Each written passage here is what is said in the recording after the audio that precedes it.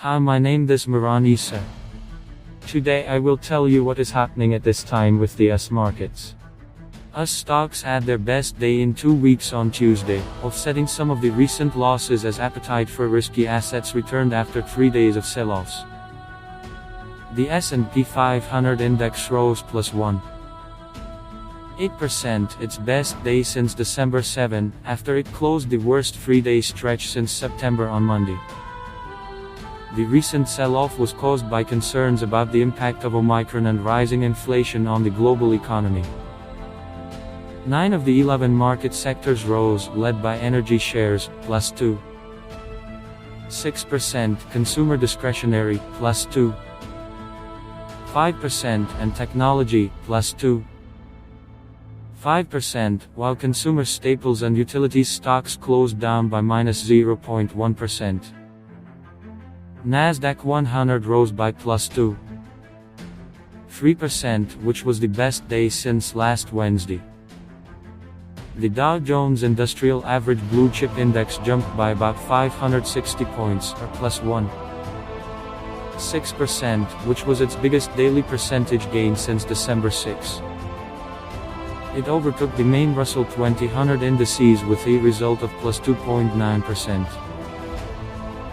According to analysts, stocks returned on Tuesday, as concerns about isolation measures due to Omicron decreased somewhat, and hope for Biden's stimulus package also returned. This year, traders looking for profitable deals often prefer to buy stocks when prices fall, which exacerbates sharp market fluctuations. I'm not surprised to see 2 days rebound. The "buy on the downs" mantra is still with us, Dan Ai, Chief Investment Officer of Fort Pitt Capital Group, said in an interview. Although I still expect to see an increase in volatility amid the tightening of the Fed's policy. Biden warned that Omicron will lead to more infections among vaccinated Americans, but they are unlikely to get seriously ill. He called on schools to adopt testing for visits strategies so that children are allowed to go to school, and said he could lift Omicron-related travel restrictions to southern African countries. According to sources, the US Food and Drug Administration, FDA, is ready to allow the use of pills from Pfizer and Merck for the treatment of infected patients with an increased risk as early as this week. Meanwhile, Boris Johnson ruled out stricter restrictions before Christmas, but urged caution. Natural gas prices in Europe reached a record after supplies from Russia to the Malnov station in Germany stopped on Tuesday. The suspension may be extended, since Gazprom has not reserved transit capacity for deliveries on Wednesday. The decline in supplies to Germany will force Europe to continue taking fuel from already weakened reserves. Higher costs and sub-zero temperatures also threaten to shut down industry across the region. Stock market. US stocks were recovering as risk appetite seems to have returned to the market. The S&P index rose 1.8%, the Nasdaq gained 2.4%. The oil and gas sector and manufacturers of durable goods, at the expense of casinos, hotels and cruise companies, became the leaders of growth. Only manufacturers of consumer goods and the electricity sector closed in the red.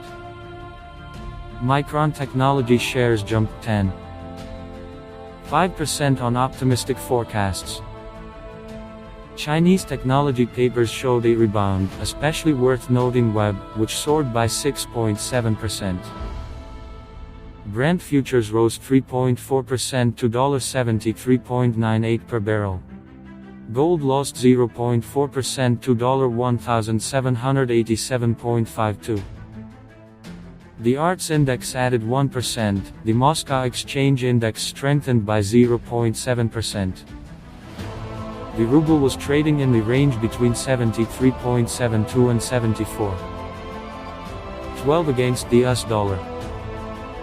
Gazprom added 3.4%, of which an increase of 1.2% to 339.88 rubles occurred in the evening session on the news that the company did not book capacity for transit through the Malnov compressor station in Germany, as a result of which gas futures soared by 28% to new highs.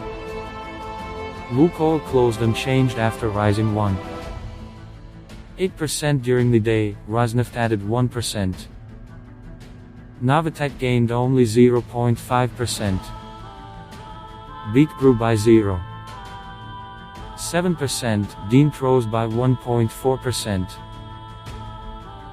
Metallurgical companies traded mixed.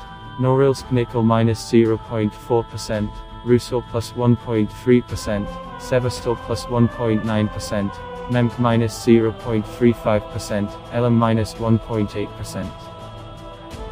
Gold producers declined. Polyus and Polymetal lost 1.5% and 1.6% respectively. Arts futures are up 0.25% this morning. Debt market. Global benchmarks are returning to levels before the week of central bank reports on the results of the meetings. The M sector is mostly in the red zone, but spreads have decreased at the same time. The exception was Turkey, whose government announced that it guarantees a hedge to the owners of deposits in the lira. If the dollar's growth relative to the lira exceeds the interest on the deposit, the state will compensate for the difference. In addition, the tax on investments in lira has been reduced to 0 from 10%.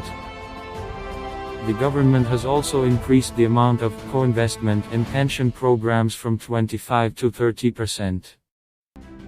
The lira has played a significant part of the recent fall. Turkish sovereign issues also rose.